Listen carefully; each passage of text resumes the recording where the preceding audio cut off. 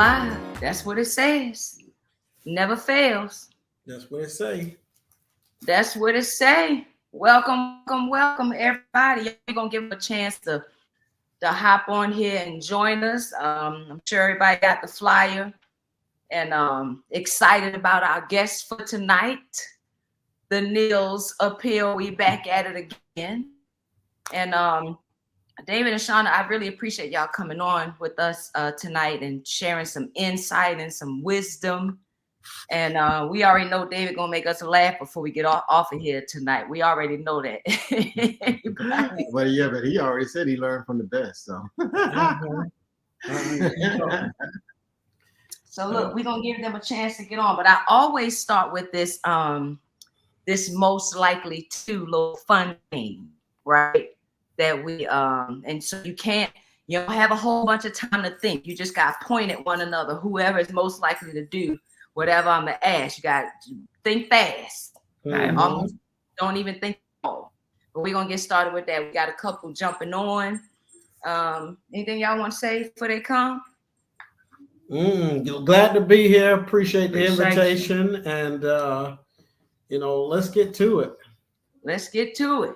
Where are you guys located, right? I mean, physically right now. Where are you guys located? I mean, y'all renowned and all this other good stuff. Where are you guys located right now? Tulsa, Oklahoma.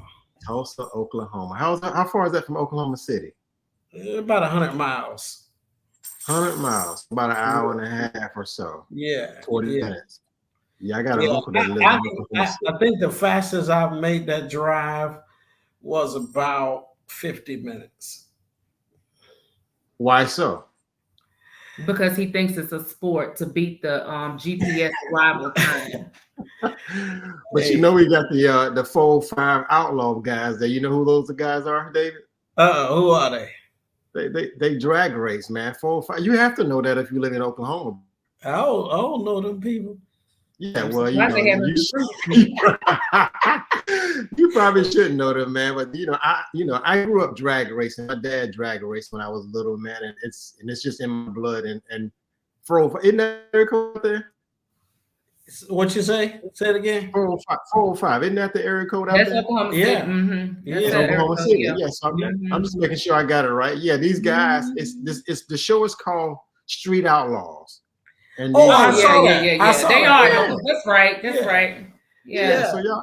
Yeah, he'll probably be on there one day. Do you drag?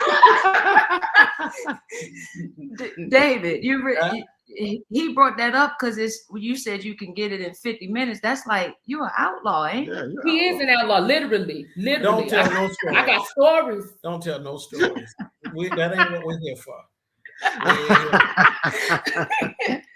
All right. The Bible say confess your faults one to another, but she be trying to confess my faults on his behalf. Oh, wow. Nobody confess my faults on my behalf. Oh wow. One to another, not to everybody else, huh? That's right. That's right. I'm holy. Okay. Yeah. He said he get there in 50 Street minutes. Outlaws. Yeah. So man, I watch that stuff from time to time, and those guys they made that Street Outlaw show real big. It's like these Caucasian brothers, man. They call themselves a 4-5, the area code, whatever the case may be, man. And they that show very popular, real popular, in Oklahoma City. Yeah. Okay. So you got a low rider? No. Well, I drive an Audi, and that sapsucker get it, man. It get it. And every time I'm driving down the highway, a Mustang always wants to pull up next to me and challenge me. They all Corvettes, everybody. Now I've never beat a Corvette. I've beat 2 Mustangs. I was just going to ask you, preacher. So what do you do when they challenge you? But you just told us. Rev up the engine. I challenge back. You can't challenge me and expect for me to be humble. I didn't buy an Audi for nothing. I hear that. I didn't buy that Audi for nothing. I bought it because I want some smoke. Okay. Oh boy. Okay. All right. Yeah. All right. Y'all ready to get started? We got a nice little I said, okay, we got a nice little number on here. So let's go ahead on and get started. So we start with the most likely to game. So I just need y'all to point. And listen, so this is the most likely game, but this really happened to me the other day. So I'm gonna give you a scenario for the first one, right? I was in Walmart and I was running in to just pick up something. And so I didn't grab a cart at the beginning of the, where you grab the carts. And I realized, oh shucks, I need to get a trash can. Went down the trash can aisle. And then now, you start thinking of other stuff. And so instead of getting a cart, I used the trash can as a cart. Right? You with me, Shawna? Yeah, I got you. Okay. And so I start dropping stuff in there. I only dropped about 2 things in there. Some toilet tissue and I forget something else. And then I get to the front and they ring me up and they ain't ring up the tissue and whatever was in there, right?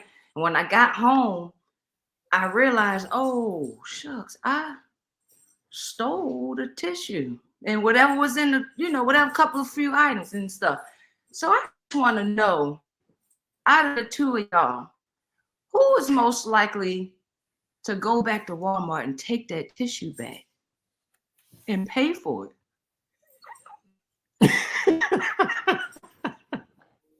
David, not you, man of God.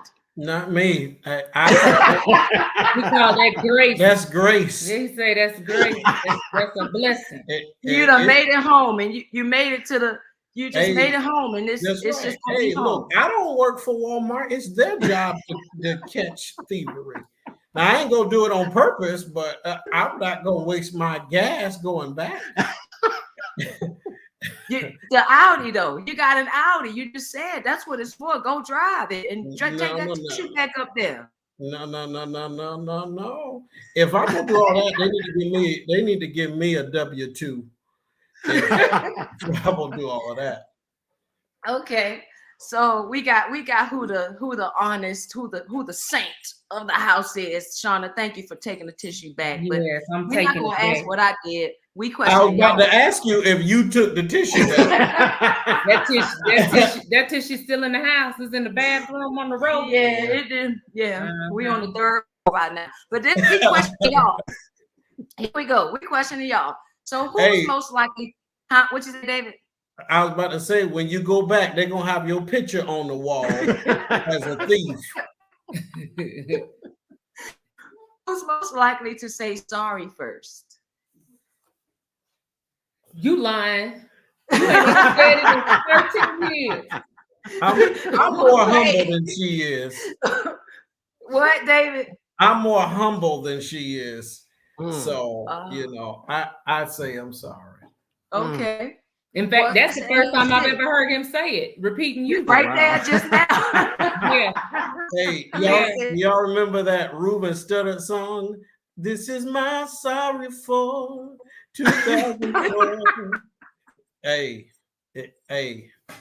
that's when I'm sorry, that's what I do. I say, this is my sorry for 2024. You just play that. You don't say it, you just play it. I sing it because that's even better, Shawna. Now that's even better. He ain't singing nothing. He had the wrong key and the wrong phrase. No. All right, we got a couple more. So who said I love you? Who said I love you first? I did. You did, David. You're supposed to point. You're not supposed to verbalize. You got to point. Oh, you did. That's sweet. That's good. That's good to know. Who is most likely to forget the anniversary? David, I can't see. Is he pointing at himself, Shawna? Oh, yeah. Wow. All right. And who's most likely to forget where they put the keys? Dang. You kind of win, David, but you kind of losing at the same time. That makes sense. Hey, you win it, but you losing. And Fred gets on me a lot about this. Let's see who the conservative one is. Y'all know who's most likely to leave the lights on in the house.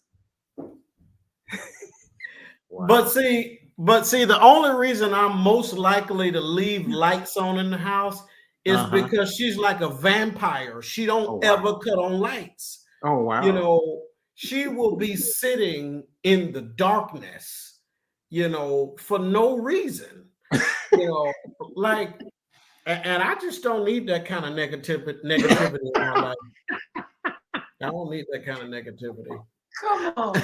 I can't. I'm the only female in this house, and darkness makes them be quiet. So if that's how I gotta be and how to get some silence, then I'm gonna turn it off, because then they confused. You see what I'm saying? They don't know what's happening. I love it. I love y'all. I heard something today on darkness. It said something about darkness. It's not only just dark or whatever, but it means it's something about. And I'm not saying anybody's. I better not say it. It brings out ignorance, something like that. I heard a speaker say that today or whatever. You know, when people are in the dark, you know that term, David, when they say, you know, you're in the dark on certain things. Mm-hmm. Is that what your wife's trying to say about y'all? Hey. She probably do think we're a little ignorant, you know. Look cuckoo over here. Oh boy. You see where all the points went to. See, I see he won, but he lost, didn't he? He won, but he lost. Okay, well, we're gonna make it fair then. Let's see who drives the slowest. Okay, good. That was good, Fred. But don't let Shawna fool you though, because she did get pulled over this past weekend when we were going to Memphis. Oh boy. No. But she don't never get no tickets though. I was kind of mad that she didn't get a ticket because I always get the tickets and warnings. She just gets warnings. You know, Shawna, what did you say? They see the holiness on me. You understand what I'm saying? Oh boy, here we She's go. A Caucasian woman, and they let her go. They look over and see she's Caucasian, and they let her go. That is accurate. That I get warnings. I don't get tickets. He gets some tickets. Well, yeah, we cut different. That's all that is. We cut different. All right, so let's get into it because we want to get why it's a lot of people that have experienced some pains in ministry. So we want to get into that. But if y'all could just tell us real quick, how did y'all meet? Just give us a quick. How did y'all meet? How'd y'all come to be? Go and give it to us. And where are y'all from originally? I'm from Oklahoma City. Okay. Originally. And I'm from Florida originally. Really? Yep. Born and raised. What part? I was born in Perry, Florida. Perry. Yeah. And baptized in Daytona Beach. Daytona, okay. Yeah, lived in Port St. Lucie, and yeah, I'm a Florida boy. I think I knew that already. Because what's near Perry? Because where is? I don't know. I ain't never heard of Perry. I thought he was lying. Perry is like when he thought he made it up. He made it up. Perry, where's Ward Buford from? He plays so much. I don't know. You know any Bufords? Watkins. Yeah. Yeah, there's a guy that played on my baseball team, Bethune-Cookman. He's like from near that area, Perry. So yeah, I know about Perry. Yeah, wow. You went to Bethune-Cookman? Yeah, that's where we met. Oh, that's what's up. That's what's up. I was baptized at that church right down the street, West Side. Second Avenue. Huh? Second Avenue. What is it called? West? Yeah, West Side. West Side. Second, yeah. On MLK. Uh-huh. I was baptized under Freeman Green back in the day. Freeman Green. Yeah. Absolutely. And he's from Texas. He's from that little small city in Texas. What's the name? He's like, is it Lubbock? Lubbock, that's it. You know exactly what you're talking about. Lubbock. Yeah. David, I didn't know that all this time. But anyway, so come on, get to it. How we met. We got to help these people now. Go and tell them how y'all met. Shawna is a cougar, and I'm younger than her, and she robbed me from the cradle, stole me right out the cradle in the hospital. Buzzards was this beeping. Is a legitimate and she took me, hid me in the trunk, and drove off. So we initially met. He preached at Central Point. Okay. Okay. He was preaching at Central Point or Mountain View, somewhere in Dallas. I don't know, Mountain View. Maybe I think no, it was Mountain View. That's what it was. Okay. And then so that was where we initially met, and then he hit me up on Facebook. Oh. And he was in Tulsa at the time, and I was in Oklahoma City, so he used to come to Oklahoma City. I gotta tell y'all this though. Now this is real talk. Our first 2 dates that we planned, she stood me up. And Oh wow. That is not true. I told her, I said, look, I'm not anybody's second choice. So you got one more chance and it's over. And it's over before it began. Yeah, and she started crying and begging me and saying, you know, my Lord, please. Kelly, what's the next question? Please. Because he is on one this evening. But listen, son, I like how you said it. Huh? I like how you just was sitting there when he first started. Like you was just sitting there just quiet. I love that. I see the submission. I see. Is that what you saw? Yeah. Is that what you saw? Clean your camera, sister. Clean your camera. But no, she did stand me up for real though. So it wasn't a stand-up. So I was a PO, right? And I was on call, and I told him, I'm on call. You can come down here, but if I get called, I gotta go. Right? If I get a call that somebody that we looking for or that we need is I got to go. So I just so happened to have gotten calls. He came down. I got called. I had to go. But he tell everybody I stood him up. But that's why. Came down means he took a drive somewhere because he drove from Tulsa to Oklahoma City, which is about what? You could just an hour and a half legally. About 100 miles. Yeah. Wow, I'm sorry. That sounds like a stand-up to me. He knew the risk. He knew. But it worked out, obviously. It did, as we could see, and 2 kids later. Yeah. So listen, we know that Jesus, right, was the wisest man to walk the face of the earth, right? Yeah. And in his ministry, he had disciples up under him, and one in particular, 3 years invested in, and he betrayed them, right? And so we want to talk tonight about the pain that can happen. So we get hurt with a lot of things. You kind of expect the people in the world, or the people, you know, that don't know Christ, or the people that don't proclaim to be Christians, right? You kind of expect the hurt from them, but when it comes from within the church, that's a different feeling, right? So can we touch on that? Can we talk about the fact that, well, we understand when anytime you're dealing with people, you're going to be dealing with, like, we're perfect, right? So how do you deal with pains of the ministry, right? You might have a story. If you want to get into it, you can, or whatever. Let's just make sure we just helping somebody with what you respond, well, however you respond, because it's happening still right now today. The families are being broken up. People are leaving congregations and things like that. So can you speak on these pains in the ministry and how you get through them? I won't say over them, but get through them. And then the second part of that question is, David, for you, how do you help your wife? Right? Because as females, we be about it. We be taking earrings off. We be ready to, you know, go at it toe to toe. You heard my husband, because y'all a little more subtle and you handle things differently. So let me just pause right there, because I'm keep adding on to my question. I just want to know, talk to us about pains in the ministry, how you get through them, or what it is that you did to help you through. Tough question.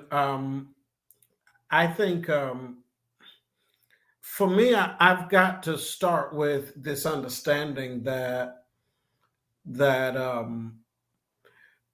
ministry, though there are enjoyable times, though there are times and there are parts of ministry that you enjoy, um, I don't think that ministry is inherently meant to be enjoyable.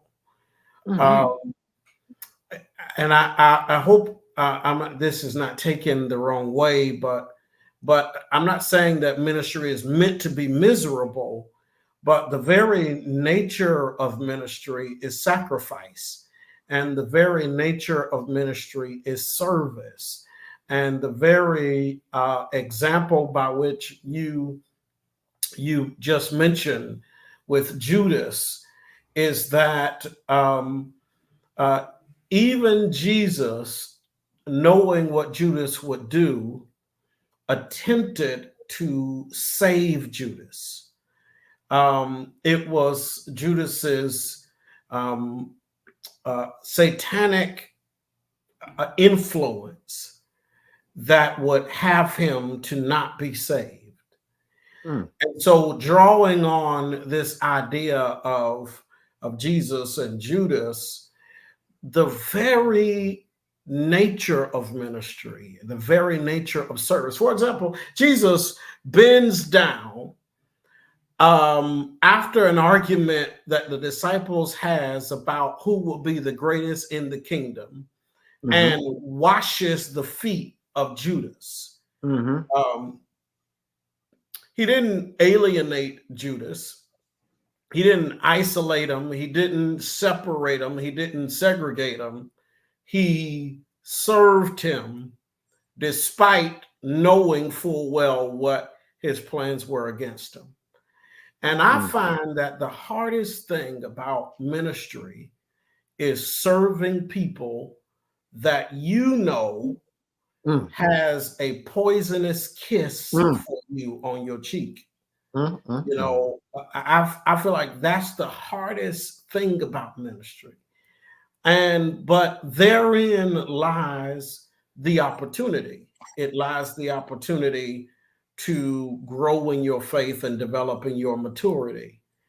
I'll tell a story, and I often tell this story because it is so reflective of an experience that I had, and that kind of aha moment where I felt God pushing me to maturity. I was preaching at this church, and an old man was there, and this old man did not like me, and I didn't like him either. But we were in the middle of a church meeting, and it was on New Year's Day. And at this church on New Year's Day, we would, instead of having a New Year's Eve program, we would have a New Year's Day program where we would thank God and celebrate God for what God had done for us the previous year, allowing us to make it through and all that. So the church was standing up, and they were talking about this and that, and they were excited about the direction that the church was going, and yada, yada, yada. And this old man stands up, and he begins to disparage all of these comments that people are making, because he was angry with me. He was angry with the direction that the church had gone. He was just displeased. Being young and immature and dumb, I went in there and made several changes right off the bat, and he was upset about that. And so he was bringing down the vibe of that moment. And so after a little bit, I asked him, I said, okay, that's all right, brother. That's enough, brother. So have a seat, And, he kept trying to talk, and so, kind of forcefully, I told him, sit down. You are out of order. This is not the place for that. And when I did that, he turned around and under his breath, he cursed me out, called me a son of a biscuit, you know, and I didn't hear it, but several other people heard it, and he went to his seat, and you know, I went on with the program, but the mood had been killed at that point, right?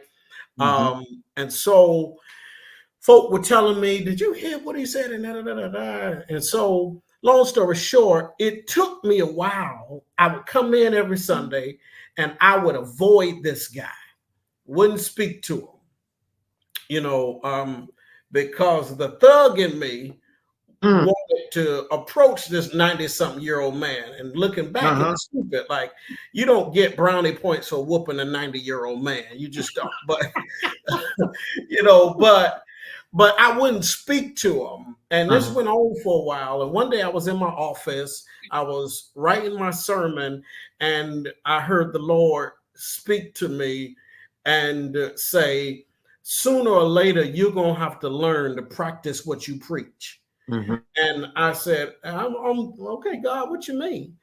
And he says, you know, you've been avoiding brother so-and-so because of what he said about you.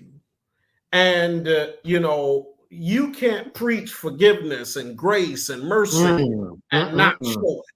Mercy. And so I was still angry, but when I saw him Sunday, I walked up to him, and it took everything in me to extend my hand, and with, you know, almost a locked jaw, how you doing? You know, shook his hand. The next day, the next time I saw him again, same thing, right? It was hard for me to practice that because I didn't want to. But it was in that experience that I learned that the way to move through hurt and pain and frustration and irritation with people in ministry is that you've got to put into practice the very thing that is hard to do because it's the right thing to do.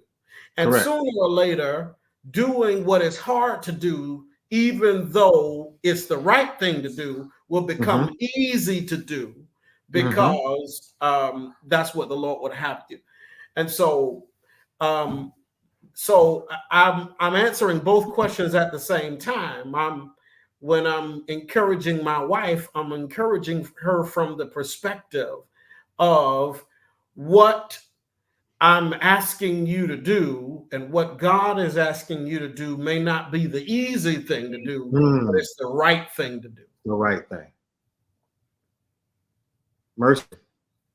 That is a great that is good. You know, it's amazing. Now I'm sitting here listening to it, and I was listening to a speaker today, David, and based upon what you said, you know, Jesus, when he was, you'll be, Jesus will have you in class and you won't even know it. Yeah. Does that make any sense? Yeah, absolutely. You have you in class and you won't even know it. And that sounds like one of those moments to where, you know, he had you in class, although you were, you know, avoiding brother or whoever he was, and kept to yourself. But all of a sudden, you know, the mature side of David came out and you approached that brother. Now, that probably should have been the other way around because he's older than you are. I'm sure you probably didn't step to him respectfully because he is older or wiser, however you want to put it. But yeah, it was probably a good thing that you didn't hear him say "son of a biscuit eater," you know, because you, that thug in you, coming from Perry, Florida, probably would have been all over. Yeah, indeed. So, Shawna, what about you? I heard about to say something. You jump back in there, but what was it like for you experiencing the people that probably this shouldn't be happening or coming from, just because, you know, we have the way, we see the way, we know the things to be doing. Can you talk from your experience from it? Yeah, so one of the things that I have learned on my journey is that age does not always equate to wisdom. Age does not always mean that older people will automatically do and say what's right. The offense that I have experienced in my life has not come from younger people.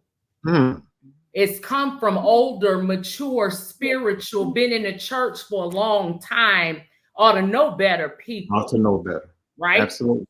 So I grew up as a preacher's kid, and I've had church hurt as a kid, and I've had church hurt as now an adult, as a preacher's wife. And one of the things that I noticed about myself is when you hurt me, you're dead to me. It's easier for me to assume that you're gone so that I don't have to deal with you, right? I don't have to face the hurt or the pain that you have caused me. But as I've grown in my spiritual journey, and as David said, as you're teaching about forgiveness and you teach about all of these things, and the Lord sets stuff up for you to have to practice what it is that you're talking about, what I've learned is that the enemy is after all of us to walk away from the assignment that God has placed in our life. And he will use so-called spiritual people to get you to look away from God, to take your eyes off of what it is that God would have you to do, because you're looking at the circumstance of what somebody has done or what somebody has said. So when I walk into the church building and I'm looking at somebody who's upset me, I can't focus on worship. I'm not worshiping effectively, right? Because I'm too busy focusing in on sister or brother so-and-so over there that made me mad, or who offended me, or who hurt me. And the enemy is just applauding, because now my worship has been tainted. My worship, my walking in assignment has been negatively impacted because you've hurt me. And so what I've had to learn is that imperfect people will be just that, imperfect. Absolutely. But the assignment is from a perfect God. And so if I stay focused on that perfect God, then he will help me to deal with the imperfect people and the pain that they, watch this, will cause. Because there is no doubt about it that church hurt will happen because we're dealing with imperfect people. I have probably said some things that have hurt people before. Maybe intentionally, maybe unintentionally. Let's go on and be honest. There's been some stuff that I said because you done got on my nerves. And I done put up with you long enough. So let me go on and say what I need to say. I'm going to go on and put it out there. I have caused it. It has been caused toward me. We're all imperfect. But when my focus remains on my purpose and who it is that I am serving, right? He gives me this sense of peace and this ability, like David said, to be able to walk up to people and shake their hand and speak when I know what you said about me, when I know what you did to try to hurt me, or what you did to try to pull apart whatever it is that you've tried to do. Now, it's not easy, and it is a process, and I will be the first to admit that I'm still learning in that, right? Because the old man rises up, the old woman, shall I say, rises up, and somebody does or says something, and that voice in the back, girl, get them, just go and take care of it real quick, you know, or let me avoid this event that we're having because I know who's going to be there, right? And I don't want to put up with them.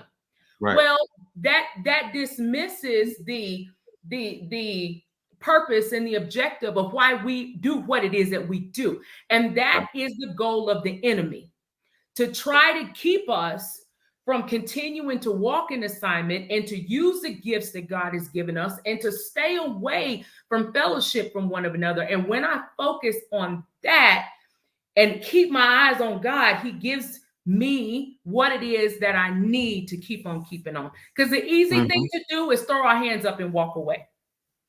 Yes, That's so easy.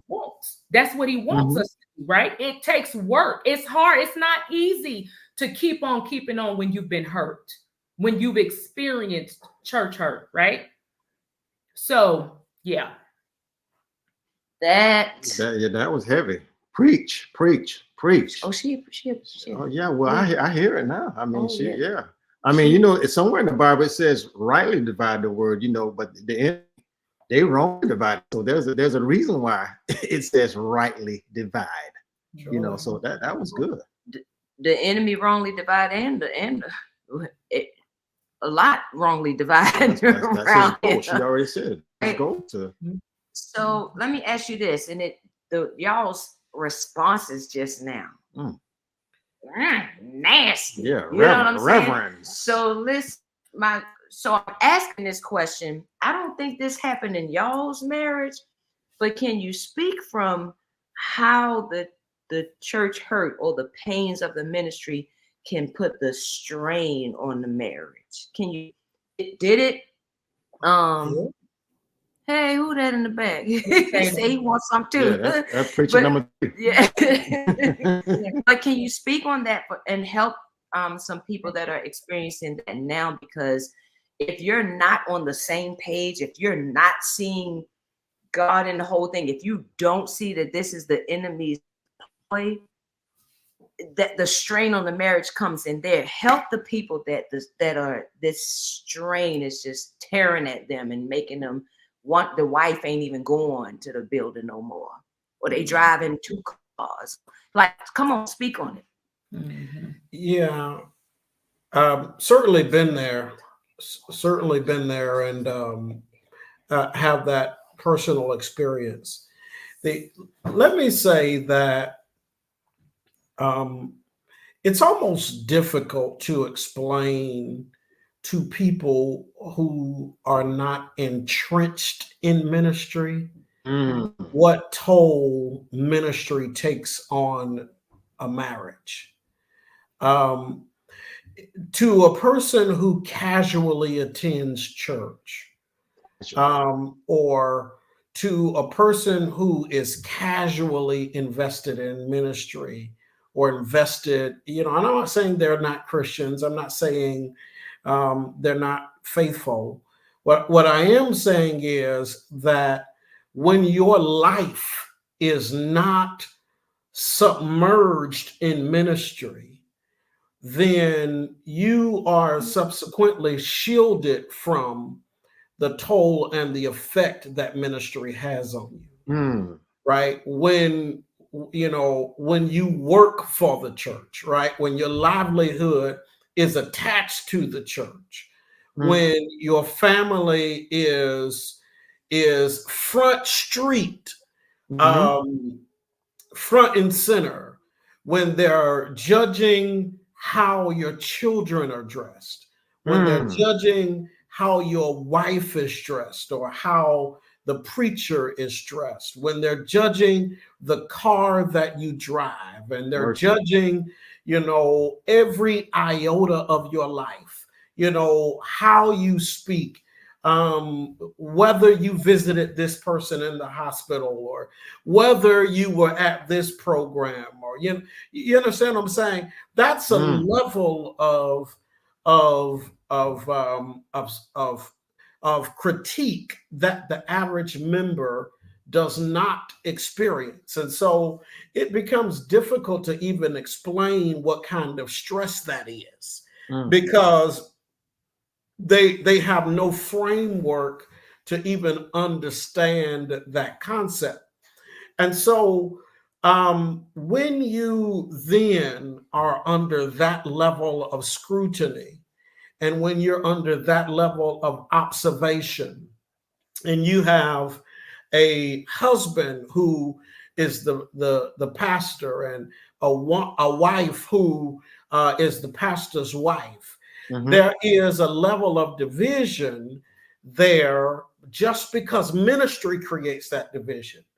For example, there are things that I know about people and marriages and relationships and their morality and their ethics. And there are things that I become privy to that I could never share with my wife. There are tidbits of information that could affect my family and the future of my family, but I've got to determine when it's appropriate to share and how it's appropriate to share.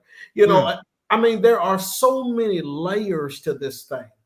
And so one of the things that Shawna and I have had to work on and work through and work with, and still working on it and through it and with it, is that whenever I become disconnected, it doesn't always have anything to do with her or the children. It could be that the stress of ministry is affecting me, right? Whenever I'm short with my words, it's not always because I'm mad with somebody in the house. It is because I'm in a moment of reflection about ministry, right? Whenever I am experiencing moments when insecurity sets in. It is not always something that she can fill the void of. It is that the very nature of ministry causes preachers in particular to have moments of reflection. And I can almost speak for my wife, and I'll hush and let her talk for her. But let me just say this, that there are also moments when Shawna has to be discerning about what relationships that she can engage in the church. Just because a woman wants a relationship doesn't mean that Shawna will give her a relationship, right? And then, you know, there's a number of reasons for that, but that is also to be said that there's an assessment that is done on relationships in the body of Christ and who you have those with. And you have to gauge the propensity of that person to hurt you, right? And so you find yourself, oh man, let me hush, but you find yourself in these moments where you have to be a listening ear for people that you can't talk to. So yeah, let me just slow down and say the dynamic of people who are entrenched in ministry isn't the same as the person who just goes to church. Oh boy, it's completely different. Totally. Yeah. All right, I'm done.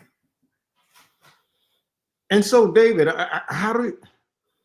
if you've been hurt by people, do you set yourself up to expect your wife to heal hurts of other folk? No.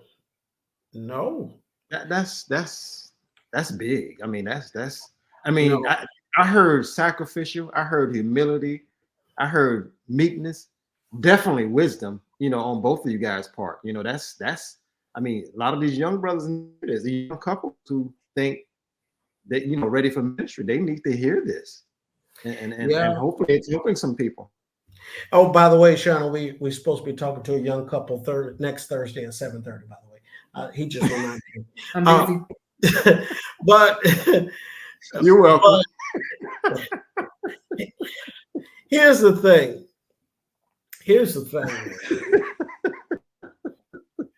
Next Thursday at 7:30. David, I can't. You just reminded me, man. Hey, welcome. Appreciate that. Just mention we all human, Doc. Do your thing. Yeah.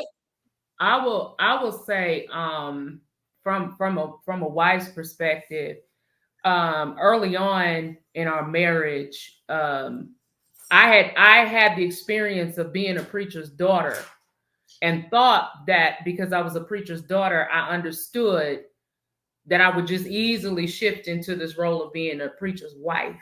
Seemingly. That it was this similar, you know, no problem. I'm a pro, right? I've been a preacher's kid all my life. I can walk, I can do this. And not so.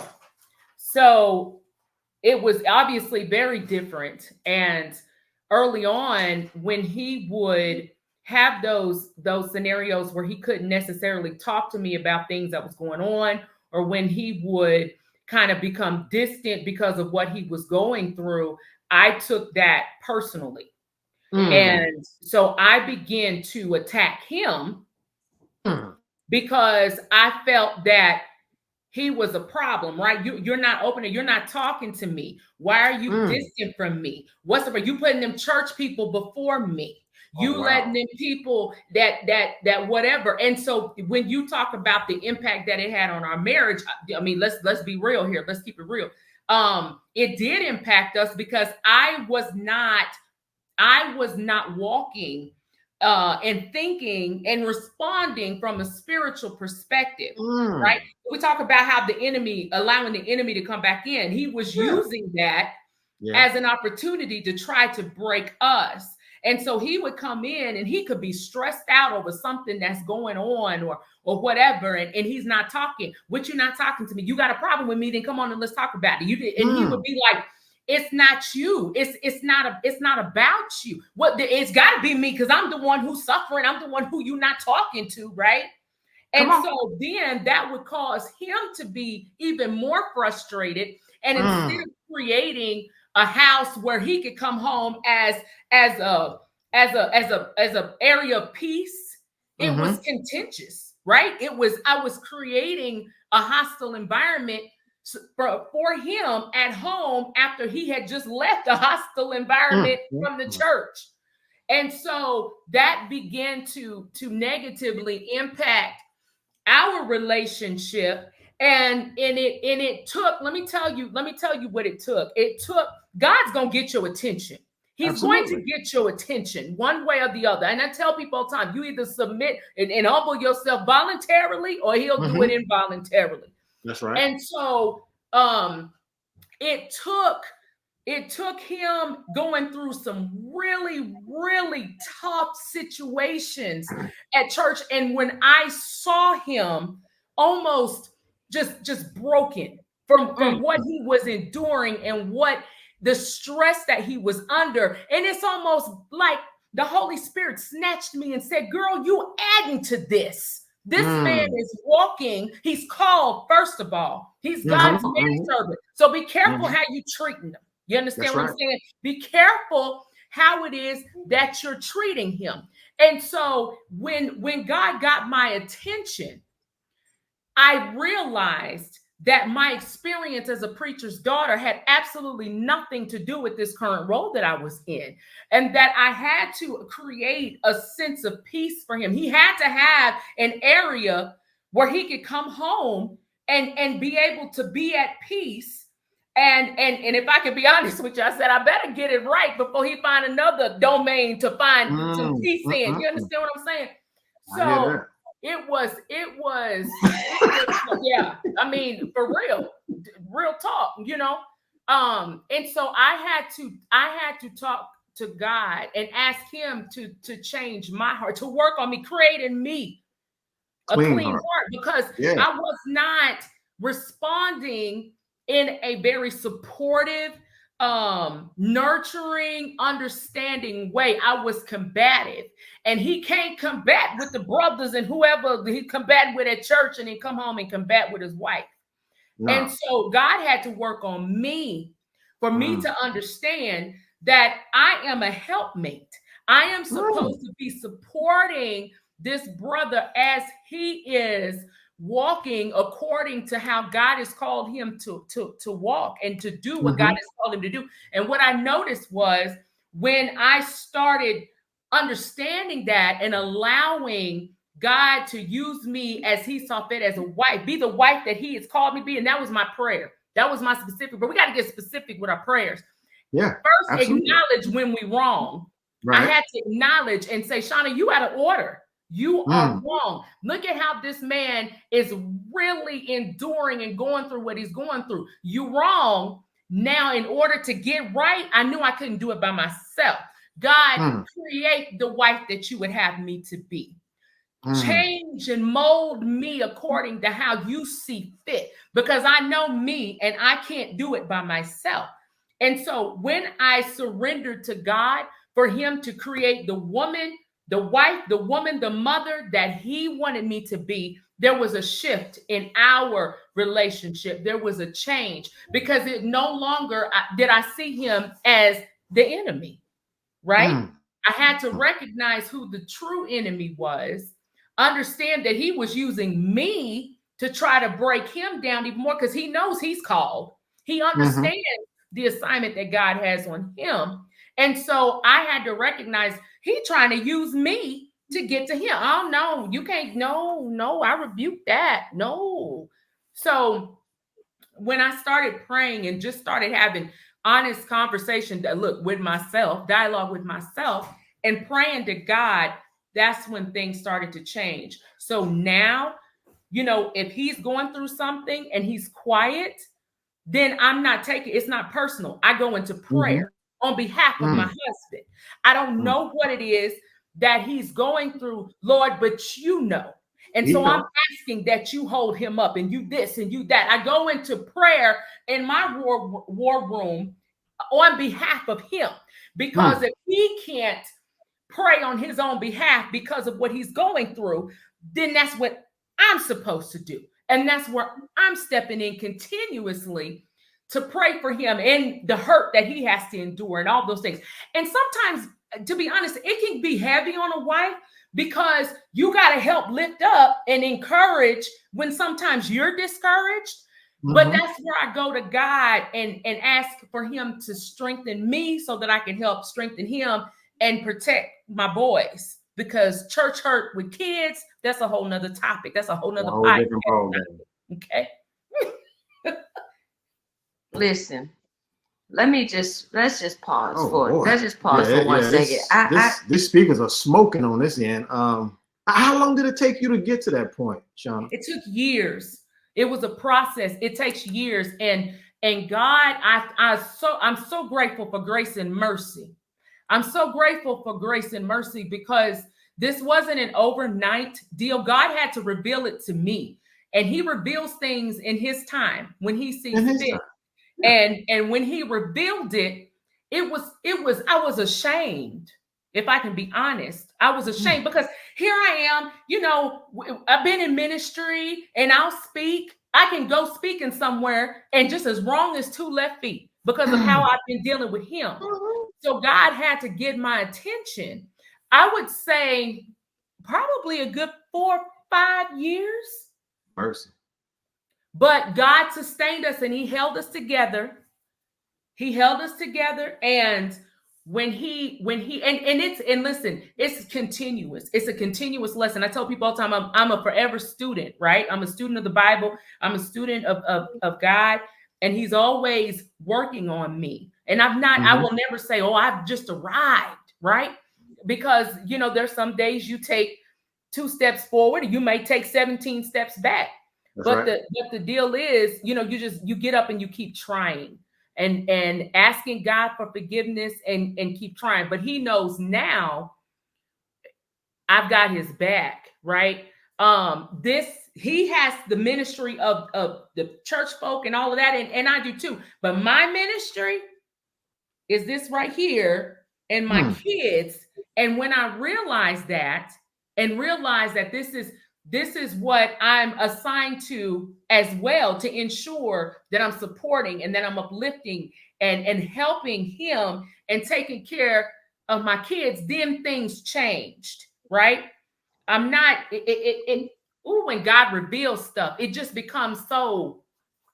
There's one thing I'm still waiting on God to reveal to her. He about to say something crazy. That is, I need my feet massaged every day. God ain't revealed that. I'm waiting on him to speak that word into her spirit. Feet stress me out so bad. I don't know what I need therapy. I cannot do feet. And he knows that. And when he wants to bug me, he'll put his feet on me and I just fall out. I just be like, oh, Father, wow, help me. Sometimes you got to give up of yourself to serve the man of God. So Shawna, who has your ear? I mean, you just dropped some atomic bomb on us, coming from a preacher's wife standpoint or whatever. So who has your ear outside of your husband? Where do you get that wisdom? I mean, we know it comes from God. I mean, you obviously are filled with the Holy Spirit. What do you read? What are you listening to? I mean, what is it? Just we don't even want to hear from David no more. Shawna, come on, tell us what. You know what? I have my circle is a Cheerio. It's real small, but I have a lot of respect for my mother was a preacher's wife, and she helps guide, and she will help, very spiritual woman. She's been through her own storms, and watching her and how she dealt with things, she always used to tell us and tells us now, you be careful what you speak on people. You be careful, even if they've done you be careful what you speak and the words that you speak on people. And I have people that I may call, but I stay prayed up and I stay in the word. That's primarily what it is, to be honest with you. I cannot say, and this is something that I need to work on, I can't say that I just talk and reveal off things to people because of church hurt. I don't really, I'm not one of those ones that'll just open up and say, oh, I'm going through this and he on my, I never speak ill about him. I'm not going to talk ill about him. Right. That's one thing that you're not going to hear me do that. Me and God will talk if I got an issue here. Even when we were going through our issues, right? I never picked up the phone and talked ill on my husband. I'm not doing that. The Lord knows, and that's all they need to know. I don't even tell my mama, okay? Y'all keep your mama out your mess. Because when you forgive them, they still holding on to stuff. You understand what I'm saying? So, but yeah, I stay prayed up. I stay in the word, and the Holy Spirit reveals. God will reveal what you need to, and he will work on you when you're honest with yourself and say, I'm looking at the word and my behavior is not lining up with this, right? What I'm doing is not lining up with this. And it's hard, but God, work on me so that I can look like this, which is how you want me to look. And again, it's not an overnight process, but if you stay faithful and you stay close to God, he'll work it out. Listen, David, I'm gonna let you talk again. No, listen, y'all have. It's too much. It's so much going through my head right now. I came on to check the chat. This chat is going off about the things y'all are saying. I mean, they talking about they running that around the room. They Shawna, they David, they calling y'all name. They chanting. Shawna, they David, but they Shawna has killed her tens of thousands, right?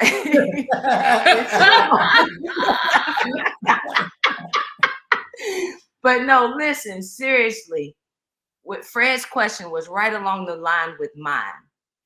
We have had guests on here. If y'all been watching, Tiff and Jerome, our first guest, Carolyn, JK, were our second guest. Why I'm putting the female first, like Priscilla, you hear me? And so now y'all, and one common thing that I've noticed, y'all are these couples that we have had on have been self-aware, right? Like Fred just asked you, how long did it take? What, like it's got to be something in us, the individual, that helps to make it better. Everybody talk about marriage takes two. Marriage takes two. It really takes the one. You won, and then you won together, right? Yeah. It takes two, and it's like, but you can't work on nothing because marriage takes two. You hear that a lot, and the people wind up walking off because marriage takes two, right? But when you're working on yourself and you can see yourself in stuff, like Fred asked, how did you come to that? And what I've noticed, you all have been having the same main thing. You're seeing God talking to you. Like Tiff likes to say, when we read the word is for you. We sitting here thinking, oh, this could help such and such, because we've experienced, in our churches, people, leaving and going and stuff. And so you thinking about, dang, this would really help such and such and such. No. Me. Helping me. The word, everything y'all are saying is to me first, right? And so I'm appreciative because it takes emotional intelligence. Everybody always talk about IQ, but there's EQ too. Emotional intelligence to help you to see. My husband coming in and I ain't no better. He quiet and why you quiet? That's emotional intelligence. That's self-awareness, and that is so big and huge. And marriages would go a lot further and be much better if we could do that individual oneness, right? For ourselves. You don't have time to work on your spouse. You got to worry about your own. Work on you. You know, That's right. You got to worry about yourself. So this is good. I mean, that's right. My head right now is just buffering. Because listen, I don't know what avenue. I mean, y'all. I don't know. This is good. Listen, I just want to go to the chat right quick. Can we go to the chat right quick? Because there was some good stuff in this chat. Stephanie Booker Wilson says PK is not training for PW. Totally separate notes. She was along with you, what you said, Shawna. April Bailey says good stuff. Ira Booker says yes, supporter. And listen, Lisa Warfield says yes, Lord, we're to be the helper and the supporter. Harrell Thomas says good stuff. Stephanie again says identify and fight the enemy. Your spouse is not the enemy. The enemy. Nishan says, this is amazing. Maurice, one of my main supporters, says, that's it. You have to create balance. So they are just going off. Beverly Johnson, yes, they got hand claps in here. Ira Booker says, you must stand in the gap for your husband. Absolutely. They are shouting some stuff. Go ahead, Shawna. What? No, I said absolutely. Yeah. Mama Booker. Hey, Mama Booker. I love her. I love her. We get do for and Mr. B. We have to intercede on each other's behalf. The Holy Spirit facilitates that. That's from Harrell. Listen, this chat, I can't. Y'all go back and read it for yourself. Lord, build me up so I can build him up. Come on, Sister Booker. Father, don't let me join the enemy, but join you in Jesus' name. Amen. Jesus. People barely says mercy, not defeat. They talking about go to a pedicure a day together. Amen. But listen, y'all have been, Tiffany Malone says the mamas be having that wisdom. Yeah, they do. That's true. I'm going to read two more and then I want to jump back on y'all. Let me see somebody I didn't call out yet. What a word, says Jackie Alexander. I like that, Kelly. Ooh, I got one too. Somebody said, I don't know what I said. Real quick, because we gotta come to a close here now. We develop these, when we get hurt, we develop these philosophies and we develop these, I ain't never doing this no more, I ain't never doing that no more, right? And while that's important, because I think it's a way of setting boundaries, like I think it's a thin line between setting these philosophies of I'm not ever and boundaries, like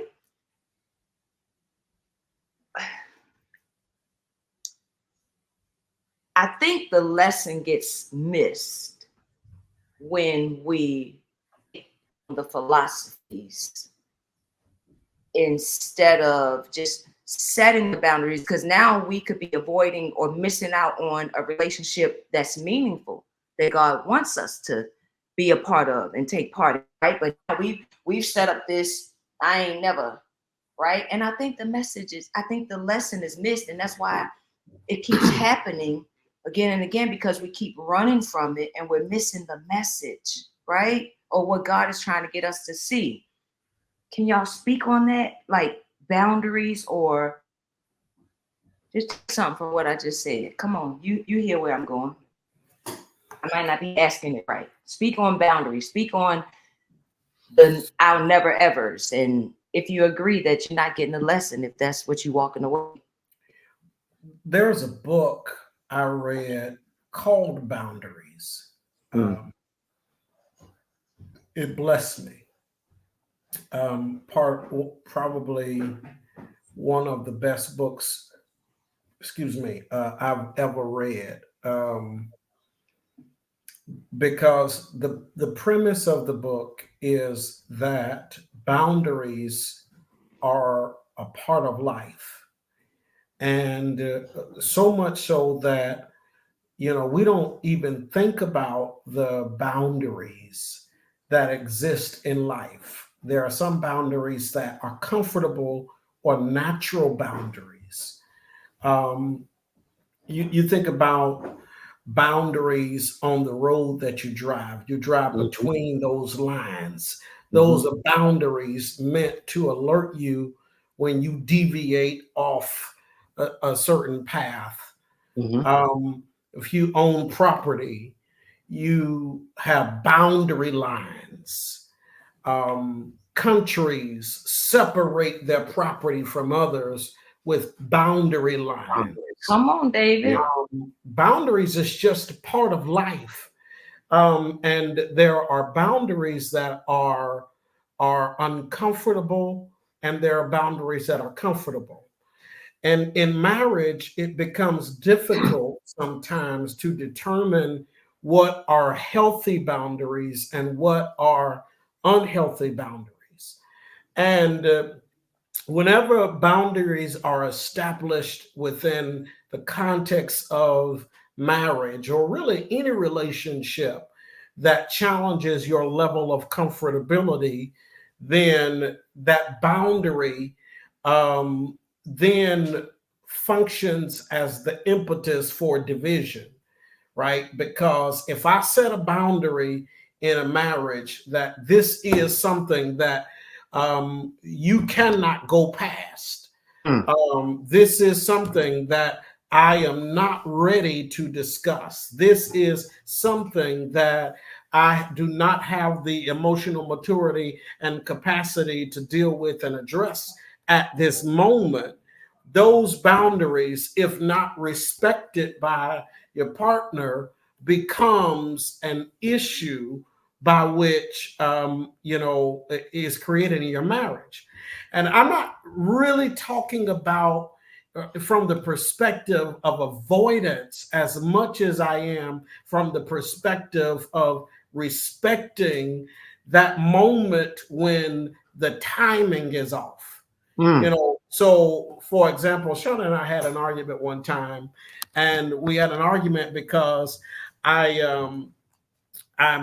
brought up a criticism or a critique about something that she did or something that I didn't like or whatever the case may be. And I couldn't figure out why she was responding in this way, right? Why are you so mad about this? This is not a big deal, But it took round and round and round for me to figure out that her issue was the timing of which I'd said what I said, and not the fact that I said what I said, right? And so this is why boundaries and learning your partner is important, because it then forces you now to have to consider maybe the best time ain't when you come in from work after working all day, right? Maybe that's not the best time. Maybe it's not the best time when, whatever, right? Fill in the blank, whatever thing it is. And so, boundaries is obviously a thing that we're constantly setting and readjusting and setting and readjusting and setting and readjusting. And when I took this, I did this years ago. Lamont Ross, Marcellus Avenue in Dallas, had me to go through this program that he had gone through for marriage and premarital counseling. It's called Preparing Rich. I still have the program to this day. It's what I use. And this is probably 15, 20 years, no, about 15 years ago. I still use it to this day when I do marriage and premarital counseling.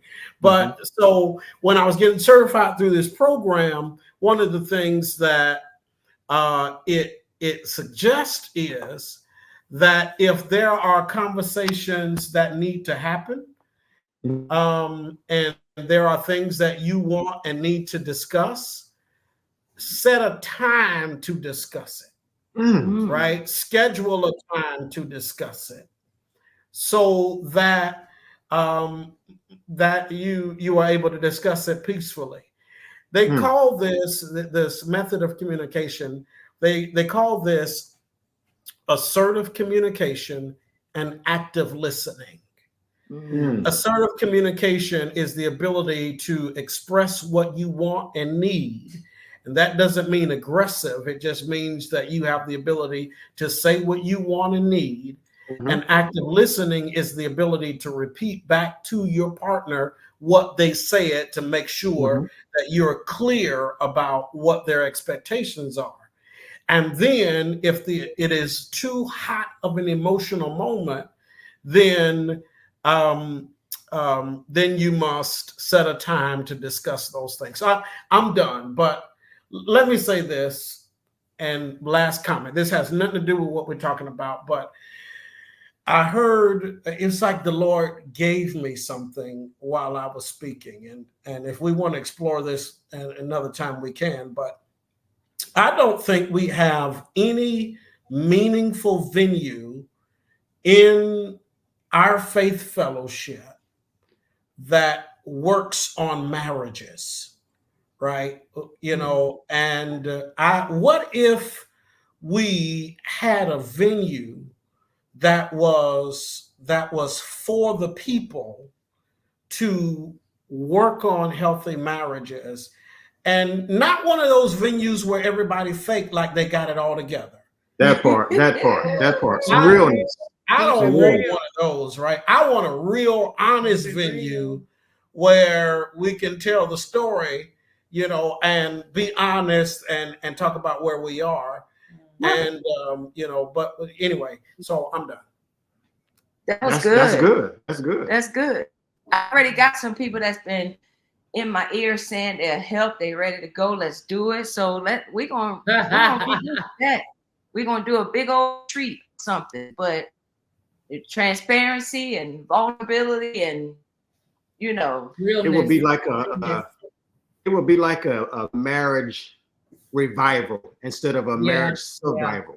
There you go. Yeah. And I kind of relate those terms to the church today, because we don't have revivals anymore because the church is trying to survive right now. So we're having survivals, not revivals. That's absolutely. We're having survivals. That's a word. I'm gonna steal it, and I ain't gonna give you credit. He told you. He's telling you. No, that's why I like him, straight up. Listen, we love y'all, and we talked about sex on that last one. We didn't get to the sex question, but when you said that, David, about the coming out and doing that, like it's a lot of couples that got that sex thing. This is going on, it's happening, like, or not happening, right? And so I think we need to do something in, you know, open formal kind of setting to like normalize it a little bit better, like it's okay, you know, we all through it. We're not doing how we used to when we first, you know, and you're slacking, but like we said on the last one, that ain't what we married for. And sometimes things happen and stuff like that. And so that sex thing, I think everybody I got a lot of hits about that one. Everybody need to go play that H-Town. Somebody rocking, knocking. You know what? Hey, that's that 80s, 90s Perry's cat. I love it. Yeah. Yeah. Oh, what's that song? I bet the neighbors know my name. David, Shawna, can you hit him? You right there beside him. I can't reach him.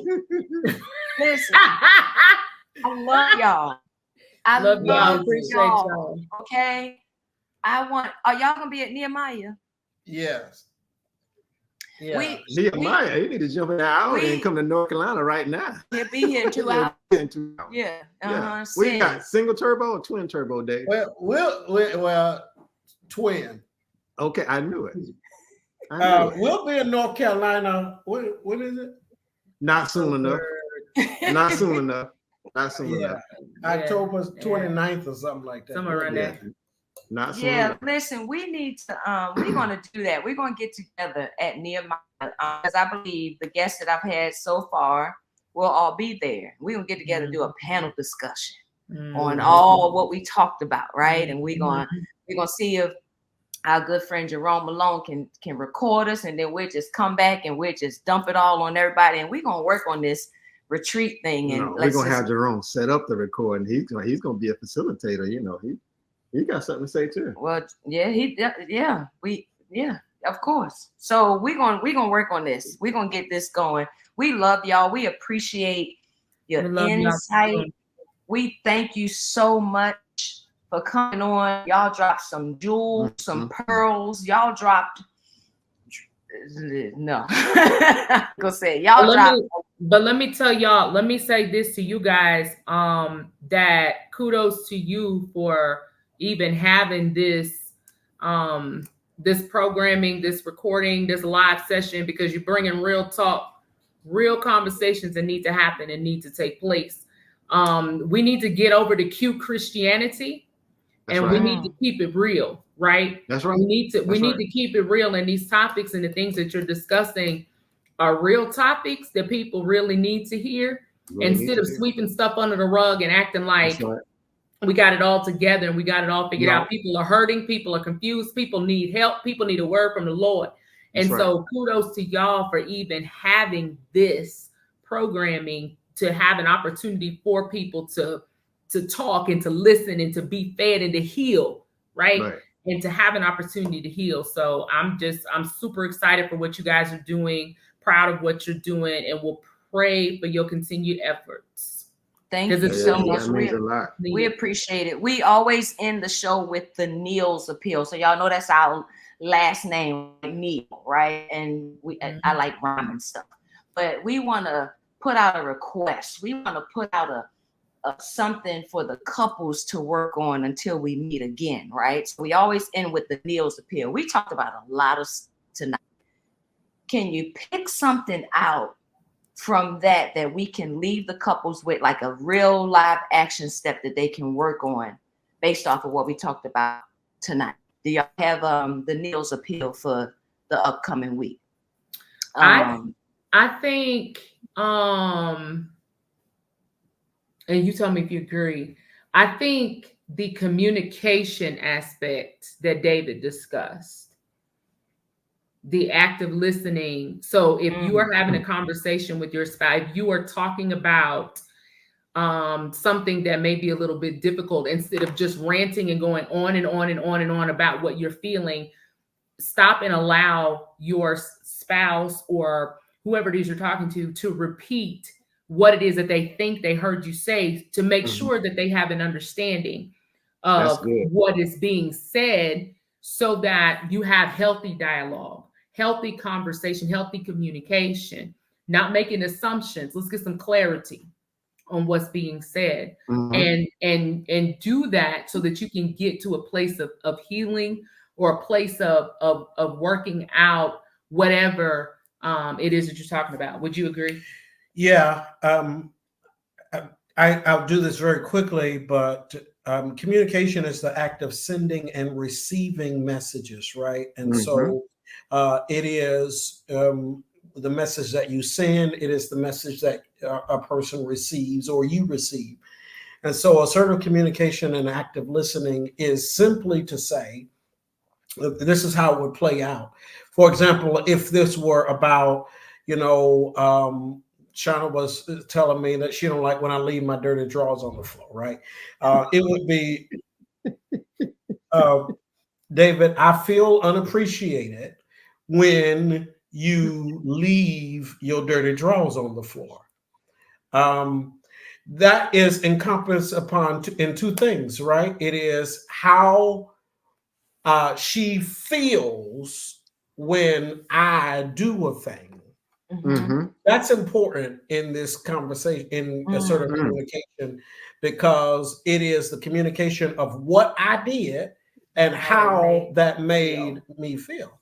And so if I were performing active listening, I would say back to her, Shawna, what I heard you say is that you feel unappreciated when I leave my dirty drawers on the floor. Is that correct? And she would say yes, and that would give her a time to explain or whatever the case, or not say anything if that's what she wanted to.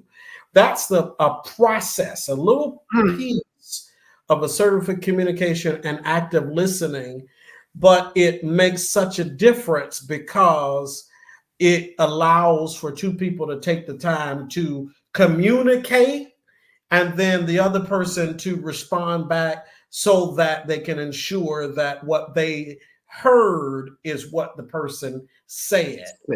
So I would agree with you. I would think that is something that every person, every couple could take the time to do tonight or whenever. It makes you slow down your communication and what you're thinking. A lot of arguments or misunderstandings happen because you heard something differently than what someone was communicating, right? And so it just allows you an opportunity to ensure that you're both on the same page, that you both have a common understanding, therefore eliminating an unnecessary argument or situation or continued tension within your relationship. So I love it. Yeah, I love that too. We need that right now. We need it right now.